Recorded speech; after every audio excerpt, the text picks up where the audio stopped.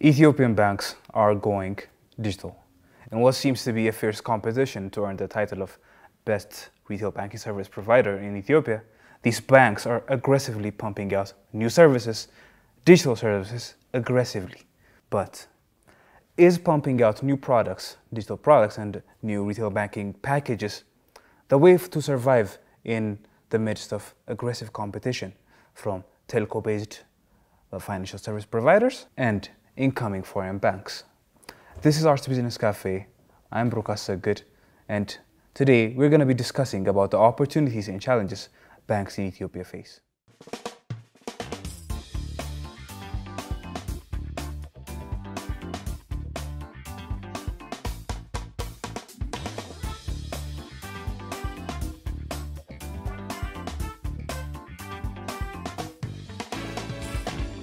So first, let's differentiate between retail banking and commercial banking. When I say commercial banking, I'm not talking about the Commercial Bank of Ethiopia, but the services commercial banks provide. So what is retail banking? Retail banking is basically when an individual goes to a bank and opens a saving account and gets a range of individual-based services and even loans for mortgages, car loans, and etc. This is basically the whole concept of retail banking. And that includes digital payments.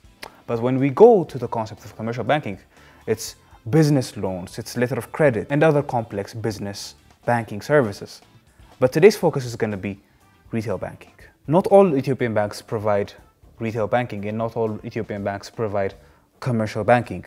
And now, when we're focusing on digital payments and digital services, we're talking about retail-based digital banking modalities. What are these digital banking modalities?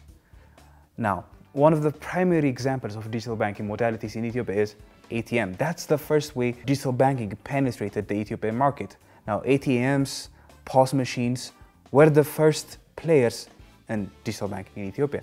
But with the entrance of new competitors with new mobile-based digital payment platforms such as CBE Bir, Amole, and Hello Cash a few years ago, digital payment platforms switched to mobile-based payments.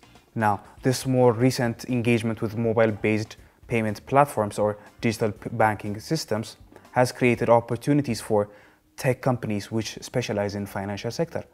Eagle Lion Technologies being one of the primary ones, pushing out the products such as Dubeale, Cashgo, Guzogo. More recently, however, these banks are facing extreme challenges from Telebir and maybe the incoming M-Pesa.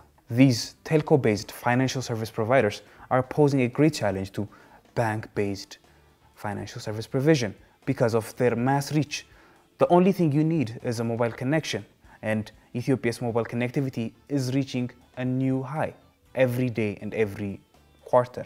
Now, this new recent developments in the fintech industry are also another opportunity and a threat to bank-led financial technologies. Some, such as Arif Pay and Chapa, follow bank-based model, but new entrants such as M-Pesa, which follow the teleco-based business model, are going to create a significant challenge towards bank-led financial technologies.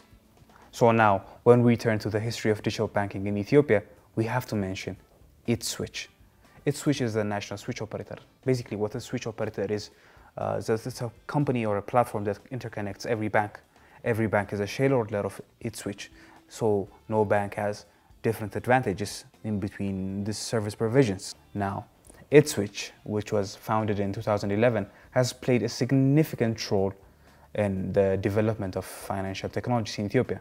Now, the fact that you can use your Commercial Bank of Ethiopia's ATM card on an Abyssinia Bank ATM, or vice versa, or any ATM on any different POS machine is happening because of Itswitch. So Itswitch is basically the mother of financial technologies in Ethiopia. Now, we've been discussing about the challenges telco-based financial service providers have been posing on the bank-led business models. But now, Bank of Abyssinia, with its new product, Apollo, seems to have found a way to tackle this issue.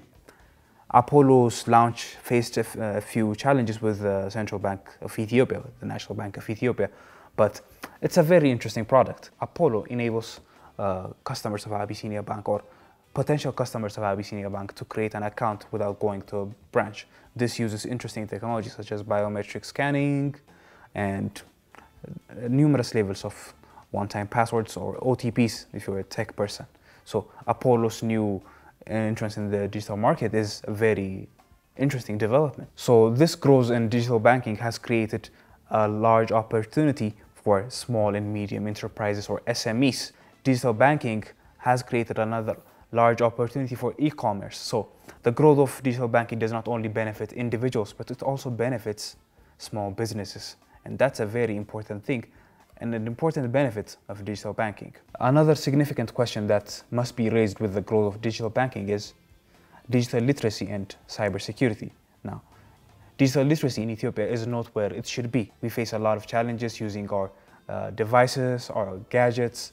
Individuals are very prone to cyber attacks, the concept of phishing being one of them. Now, let's address the elephant in the room. Can Ethiopian banks survive through digital banking and retail banking alone with the entrance of foreign banks?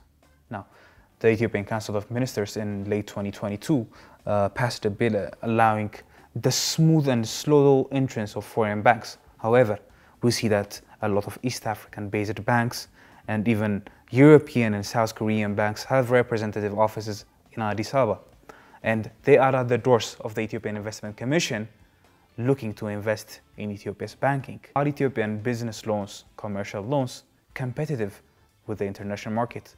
Are Ethiopian banks really ready for international competition? Not just with retail banking, but with commercial banking too. This has been an episode of Arts Business Cafe. See you next week and have a good night.